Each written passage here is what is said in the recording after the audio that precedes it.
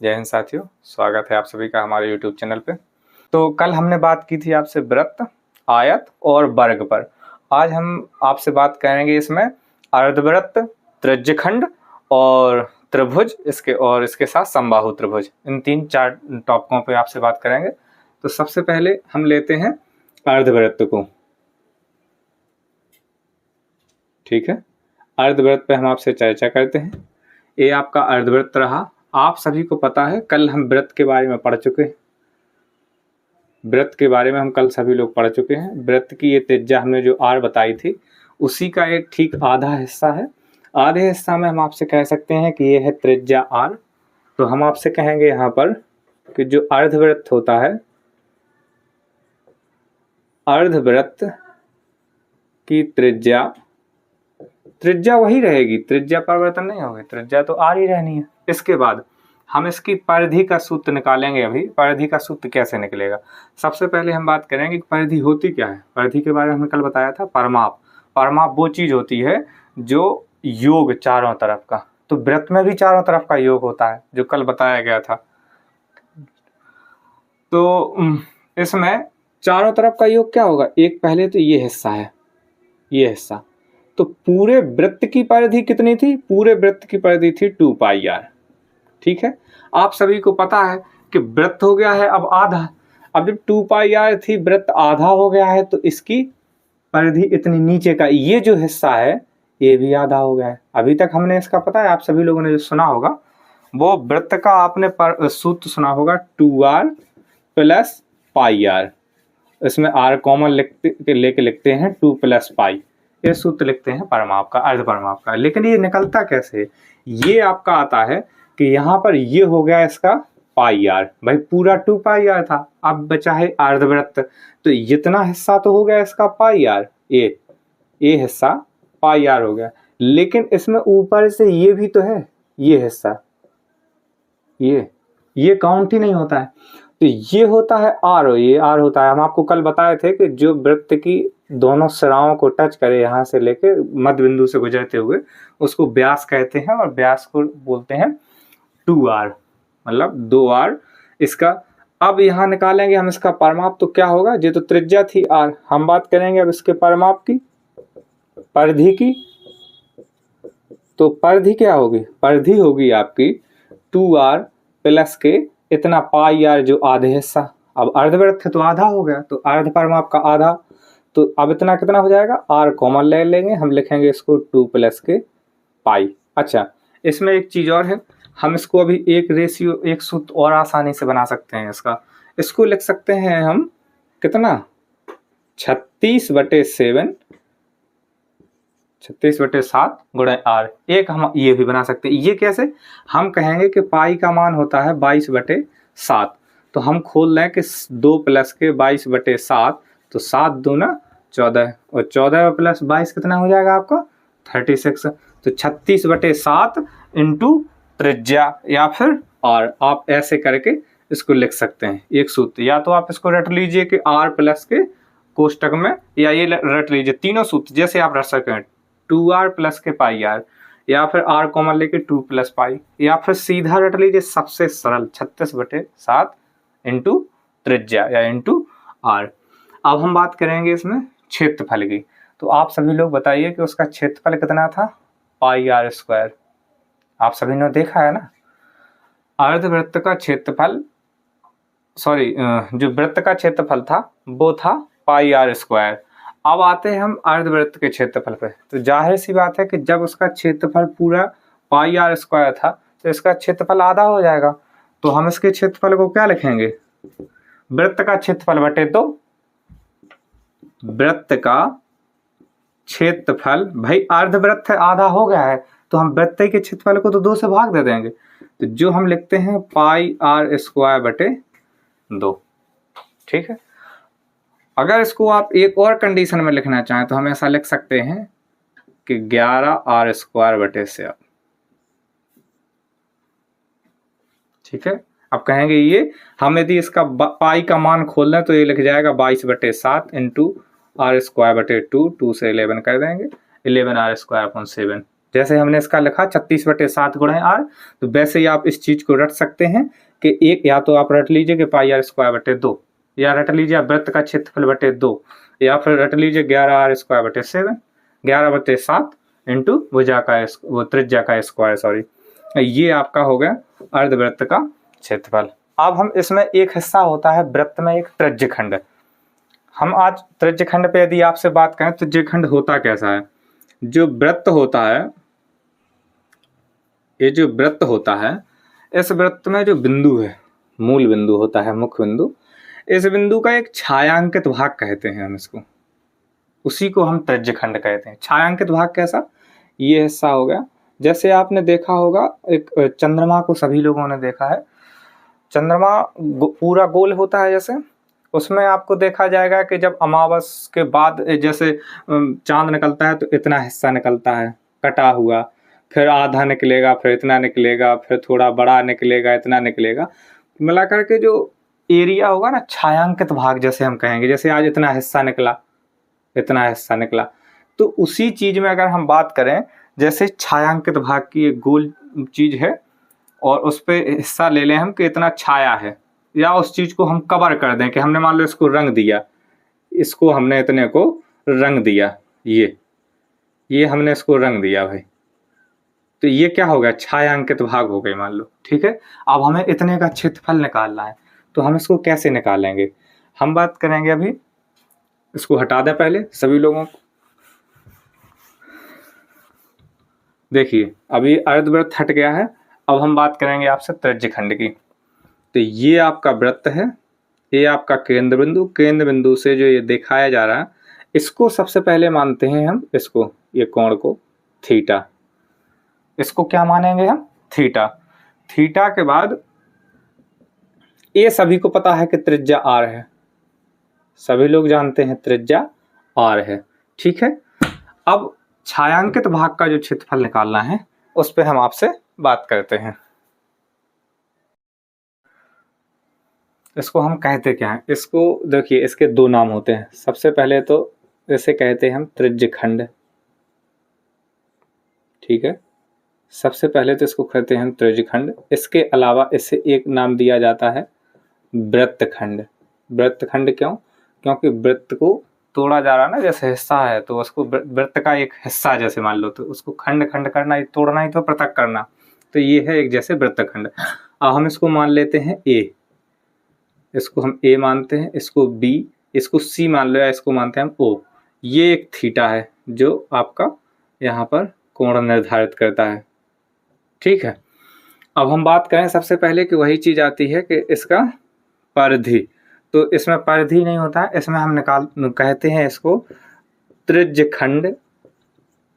जो प्रश्न पूछा जाएगा उसमें पूछा जाएगा त्रिज्यखंड के, जैसे या तो हम लिखते हैं उसको AOB का छायांकित भाग, छायांकित भाग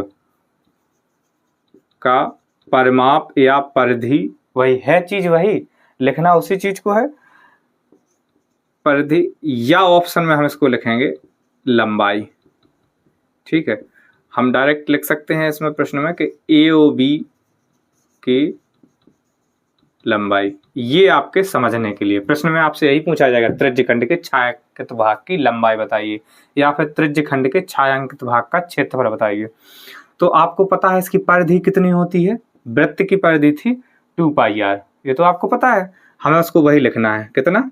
2πr, भूलना नहीं किसी चीज को, ये हम निकाल चुके हैं, 2πr है, पता है इतना।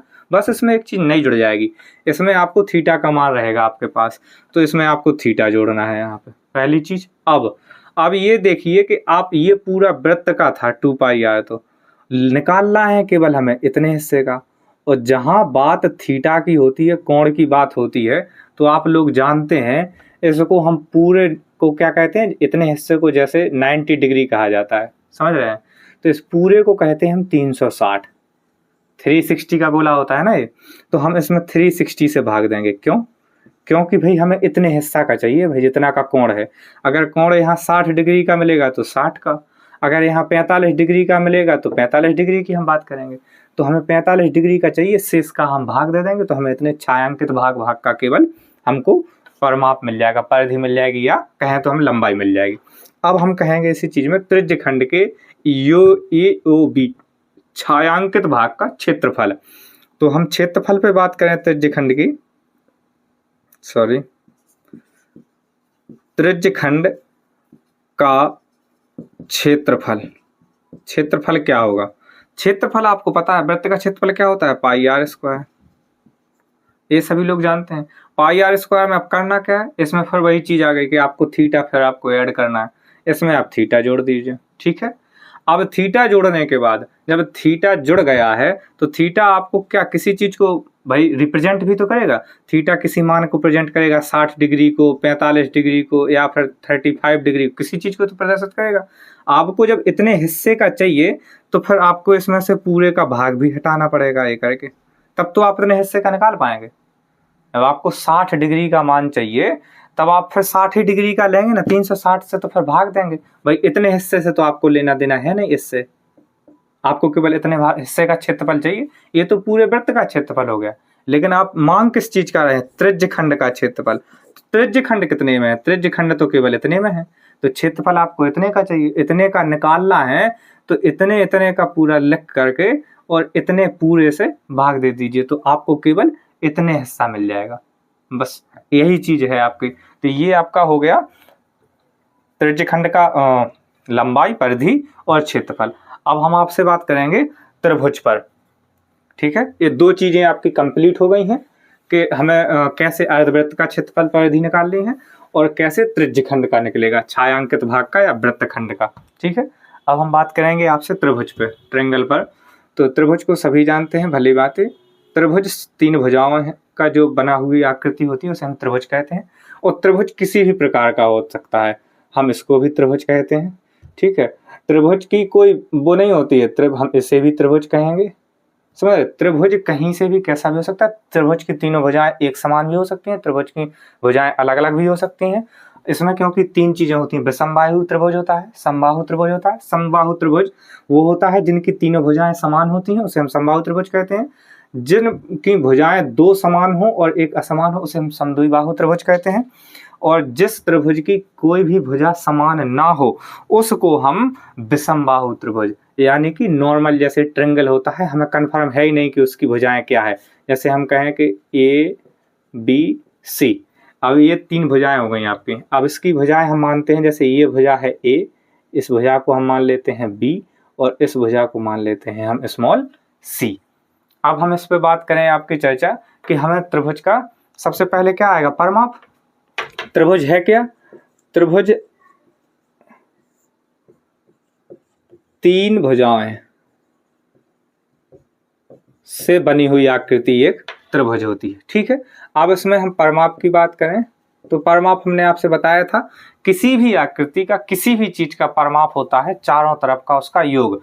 तो इसका चारों तरफ का योग क्या होगा? A + B + C। भाई तीनों भुजाएं, भाई जैसे चतुर्भुज में 4 थी आयत में, तो इसमें 3 भुजाएं हैं, तो इसको हम क्या लिखेंगे? Small a + small b + small c। ये क्या हो गया? त्रिभुज का परिमाप। अच्छा, इसमें एक और आता है अर्ध त्रिभुज का, जैसे, या हम कहेंगे अर्ध परिमाप। त्रिभुज तो आधा होगा नहीं, लेकिन परिमाप इसका जरूर आता है कि अर्ध परिमाप क्या होगा इसका? अर्ध परिमाप कहेंगे small a + small b + small c/2। ये होगा आपका इसका अर्ध परिमाप। जैसे अर्ध परिमाप निकालना है तो पूरे में से आधा करना है, वही चीज है ही, आप समझिए रहे इसको। अब बात करेंगे हम त्रिभुज के क्षेत्रफल की। त्रिभुज के क्षेत्रफल की, आप त्रिभुज का क्षेत्रफल आप कैसे निकालेंगे? भाई उन सब चीजों में तो क्षेत्रफल निकाल लिया था। अब अगर आपको त्रिभुज का क्षेत्रफल निकालना है तो सबसे पहले आपके पास होना चाहिए या तो हाइट होनी चाहिए, तो इसका सूत्र है। अगर आपके पास हाइट नहीं है तो इसका एक सूत्र होता है s√s - a × s - b × s - c। ठीक है, सॉरी, इसमें एक बाय मिस्टेक हम चीज बता दिए थे। ये जो s होता है इसका, ये s अंदर इंटू में होता है, ना कि बाहर में। तो ये आपका त्रिभुज का जो क्षेत्रफल है, ये जो सूत्र है, इसे हम हेरोइन प्रमेय कहते हैं, हेरोइन प्रमेय। इसके अंतर्गत आप कोई भी त्रिभुज हो, आपका समबाहु हो, विषमबाहु हो, समद्विबाहु हो, त्रिभुज कोई भी हो, ये सभी में यूज हो जाएगा आपका। ये एक ऐसा सूत्र है जिसमें ये निर्धारित नहीं होगा कि आपका त्रिभुज कौन सा है। अगर हम त्रिभुज अभी बदल देंगे तो सूत्र परिवर्तन हो जाएगा, लेकिन जो ये क्षेत्रफल आपका निकालेगा वो सभी त्रिभुजों का निकाल लेगा। इससे कोई प्रभाव नहीं पड़ेगा कि वो त्रिभुज कौन सा है, समद्विबाहु है, समबाहु है या विषमबाहु त्रिभुज है। अब हम बात करते हैं, आप सभी लोगों ने एक सूत्र और पढ़ा होगा त्रिभुज के बारे में, जिसका पाइथागोरस प्रमेय यूज होती है, जिसमें उसे में लगता है 1/2 इंटू आधार इंटू ऊंचाई। ये सूत्र आया कहाँ से, इस सूत्र की उत्पत्ति कैसे होती है, हम अभी इस पे बात करेंगे आपसे। तो ये सूत्र हम यहाँ से देखेंगे, ये ट्रिंगल आप सभी लोग पढ़े होंगे, ये जिसमें पाइथागोरस यूज होता है, समझ रहे, ABC। अगर हम इसको A मान लें, इसको B मान लें और इसको C नहीं मान सकते हैं, लेकिन इसमें याद रखना, इसमें हमने जैसे ABC मान लिया था, पाइथागोरस कभी ये C नहीं होगी। ये जब भी निकलेगी, अभी इसको बताएंगे हम, पाइथागोरस तो आप सभी लोगों को पढ़ा होगा। अगर हमें इसमें भी अगर सूत्र लगाना है, इसमें अगर हमें ये सूत्र यूज नहीं करना है, तो 1/2 आधार गुणा ऊंचाई इसमें भी लग सकता है, लेकिन इसमें कंडीशन क्या होगी कि हमें ऊंचाई चाहिए होगी, ठीक है, समझ रहे। अब आपका सूत्र बन सकता है यहाँ से आधार गुणा ऊंचाई वाला।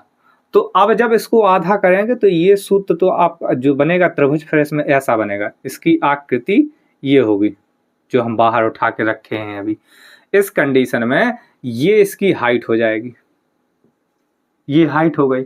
ये जो इसका इतना हिस्सा है, ये हो गया इसका क्या, आधार, जिसे हम बेस कहते हैं, ठीक है। और ये जो है, ये फिर बन जाता है विकर्ण, तीसरी भुजा, ठीक है। ये विकर्ण बन जाएगा। तो ये आप सभी लोगों को पता होगा कि ये सूत्र लगाएंगे हम इसमें 1/2 इंटू आधार इंटू, इसको हम कह सकते हैं B बेस, और ऊंचाई को कहेंगे हाइट। अब ये सूत्र अगर हम कहें कि निकले कैसे, इसमें सूत्र भी हम निकाल सकते हैं इसको, लेकिन ये चीज समबाहु त्रिभुज में हम आपसे इसमें बात करेंगे, क्योंकि समबाहु ज्यादा अच्छा रहेगा, तब इस पे बात करेंगे। इसके लिए हम केवल अभी आप नोट कर लीजिए, द्वितीय में दूसरा क्षेत्रफल में बराबर में 1/2 इंटू आधार इंटू ऊंचाई, ये इतना आप सूत्र नोट कर लीजिए। अभी हम नेक्स्ट में इसी में बता रहे हैं आपको समबाहु त्रिभुज, उसमें इस सूत्र को निकालने के बारे में चर्चा करते हैं आपसे। स्टॉप कर। अभी हम आपसे कह रहे थे जो कि आधार गुणा ऊंचाई वाला, तो अब हम आपसे बात करते हैं एक समबाहु त्रिभुज के बारे में। अभी जो हमने ट्रायंगल बताया था, उसमें ये कंफर्म नहीं था कि त्रिभुज कौन सा है, उसमें ये कंफर्म नहीं था कि त्रिभुज कौन सा है, समबाहु है, विषमबाहु है, क्या है, केवल हमने उसको त्रिभुज का नाम दिया था। तो अब हम इसको बात करेंगे, जो आपके सामने है, इसको कहेंगे हम समबाहु त्रिभुज, समबाहु त्रिभुज, ठीक है। समबाहु त्रिभुज के बारे में हम बात करें तो समबाहु से सबसे पहले तो आपको यही समझ जाना चाहिए कि सम और बाहु, बाहु माने होता है भुजा और सम माने होता है समान। तो ऐसा त्रिभुज जिसकी भुजाएं समान हो, तो ABC, अगर सभी भुजाएं समान है, अगर हम कहेंगे इसका मान A है, तो इन सभी का मान भी क्या होगा, A। अब जो हम आपसे 1/2 आधार गुणा ऊंचाई की बात कर रहे थे, उससे हम यहाँ आपको फॉर्मूला करके अभी आपको बताएंगे कि सूत्र कहाँ उपयोग होगा और कैसे उपयोग होगा। इसमें सभी ने सुना होगा, परमाप कहेंगे तो क्या कहेंगे, तीनों भुजाओं का योग, तो हम कह देंगे सीधा 3 गुणा भुजा बराबर 3A, लीजिए आपका परमाप हो गया। ये तो आपको समझ में आ गया। इसमें आपने अभी एक और सूत्र सुना होगा, इसमें सूत्र है जैसे इसका, ये तो परमाप हो गया। परमाप के बाद आता है इसकी ऊंचाई, ऊंचाई होती है हाइट। अब हाइट कितनी निकलेगी भाई, ये इसको हम H नाम तो दे देंगे, लेकिन इसकी H का सूत्र क्या होता है, जैसे हमें हाइट निकालनी है तो हम कैसे निकालेंगे समबाहु त्रिभुज की, पहला टॉपिक। इसके बाद दूसरी हम बात करें H बराबर क्या, इसके बाद जो सूत्र होता है उसका मतलब इस एरिया, तो एरिया हमें सभी को पता है, वैसे सूत्र तो सभी जानते हैं कि ऊंचाई इसकी √3/2 इंटू भुजा होता है और जो इसकी क्षेत्रफल होता है वो √3/4 इंटू भुजा का स्क्वायर होता है। तो ये सभी को पता है कितना हमारे होता है, लेकिन ये आता कहाँ से, हम अब उस पर बात करेंगे। तो हम बात करेंगे अब उस पे ऊंचाई पे, ऊंचाई। तो हम इसको एक हिस्सा को बाहर निकाल के रखेंगे, देखिएगा। अब इस चीज में सबसे समझने वाली चीज यहीं पे है कि ये जो ऊंचाई है ये तो h रहेगी, इसकी एक भुजा हमने ये उठाई तो ये पूरी a आ गई। अब सबसे मेन चीज ये है कि जो ये बिंदु बनाया हमने O करके, तो अब ये सेंटर हो गया A O और ये C, हमने इसको उठाया है A O और C। तो आप लोग बताइए कि ये पूरी अगर दूरी A थी और हमने मध्य बिंदु से इसको ऊपर ले गए ऊंचाई लेने के लिए, तो अब ये कितना हो जाएगा, अब ये बचेगी केवल इतना a/2 और a/2, आधा ही तो हो जाएगा। तो हम कह सकते हैं ये दूरी जो बची है वो हो गई है a/2 और ये h तो अपनी लंबाई ज्यों की त्यों रहेगी। ऊंचाई का सूत्र जो है, अब ऊंचाई निकालें कैसे, तो ऊंचाई में जो अपना पाइथागोरस है, पाइथागोरस प्रमेय उसी से तो निकलेगा आपका। तो पाइथागोरस प्रमेय क्या कहती है, पाइथागोरस प्रमेय आपकी कहती है ये आपका कर्ण का स्क्वायर बराबर लंब का स्क्वायर प्लस आधार का स्क्वायर, यही है। लंबाई आपकी l यानी जो ऊंचाई है वही है। तो कर्ण आपके पास कितना है a² बराबर लंबाई कितनी है आपके पास h² प्लस आधार कितना है आपका a/2 का स्क्वायर, तो ये कितना हो जाएगा। चलिए अब इसको आप इस तरफ ले आइए, तो h² बराबर हो जाएगा a² माइनस के a²/4, तो h बराबर हो जाएगा, सॉरी h² लिख रहा हूँ अभी, 4a² माइनस a²/4 सीनोरा। चलिए यहाँ बता देते हैं, इसमें हम कहेंगे कि h बराबर होगा 3a² और इसके ऊपर √, हमने स्क्वायर हटा दिया √ लग गया। तो h बराबर होगा, अब देखिए इसमें जो दो चीज़ें हैं वो बाहर आ जाएंगे, जाहिर सी बात है। तो लिखा जाएगा √3/2 इंटू a, या हम लिख सकते हैं √3/2 इंटू भुजा। यही सूत्र होता है ना h का। देखिए सूत्र रटना एक अलग बात चीज होती है और सूत्र निकल कहाँ से रहा, आ कैसे रहा, ये अलग चीज हो गई। अगर आप इस चीज को एक बार समझ लिए ना, आपको जीवन में ये h नहीं भूलेगा, क्योंकि आप इसको सीखे हैं, बेस है ये आपका। तो आप सभी लोग सीख गए हैं कि समबाहु त्रिभुज की जो समबाहु त्रिभुज का जो ये हम लिखे थे परिमाप था। समबाहु त्रिभुज का अगर यहाँ बात करें हम ऊंचाई की, तो ऊंचाई आपकी निकल के आई है √3/2 इंटू a, ये आपकी निकल के आ गई। अब बात करेंगे हम आपके क्षेत्रफल पे कि इसका क्षेत्रफल क्या होता है समबाहु त्रिभुज का। ठीक है, समबाहु त्रिभुज का क्षेत्रफल, तो आपने त्रिभुज का क्षेत्रफल का एक सूत्र पढ़ा है, त्रिभुज का क्षेत्रफल का आपने सूत्र पढ़ा है 1/2 इंटू आधार इंटू ऊंचाई। अब आप सभी लोग देखिए कि आपके पास क्या क्या प्राप्त है इसमें, 1/2 लिख के आधार इसका कितना निकला, आधार जो है आधार पूरा माना जाएगा। अब इस बात को एक आध ध्यान देना आप, अब ये मत ध्यान देना कि आप इसमें a/2 का गुणा कर देंगे। भाई मेरे समबाहु त्रिभुज ये नहीं है, समबाहु त्रिभुज ये है और इसकी जो आधार था उसकी लंबाई थी a, ठीक है ना। तो इसमें गुणा किस चीज का होगा, a का, इस चीज से गुणा मत कर देना मेरे भाई। तो अब ऊंचाई कितनी निकली है आपकी √3/2 इंटू a, ठीक है ना। तो इस तरीके से आपका हो जाएगा √3/4 इंटू a² या फिर भुजा का स्क्वायर। आज हम फाइनली कह सकते हैं आपको जो बात करनी थी अर्धवृत्त पर, त्रिज्यखंड पर और त्रिभुज पर और समबाहु त्रिभुज पर, आज हमारे 4 टॉपिक कंप्लीट हो चुके हैं और कल जो बचे हुए हैं आपके चतुर्भुज वगैरह उन सभी पे बात होगी, समद्विबाहु पे भी बात करेंगे इस बारे में और ये आपके शेष, फिर इसके बाद आपका 2D खत्म हो जाएगा, चल के आपसे 3D पे बात करेंगे। ठीक है, जय हिंद साथियों, बने रहिए हमारे चैनल पर, इसी तरीके सूत्र सीखते रहिए।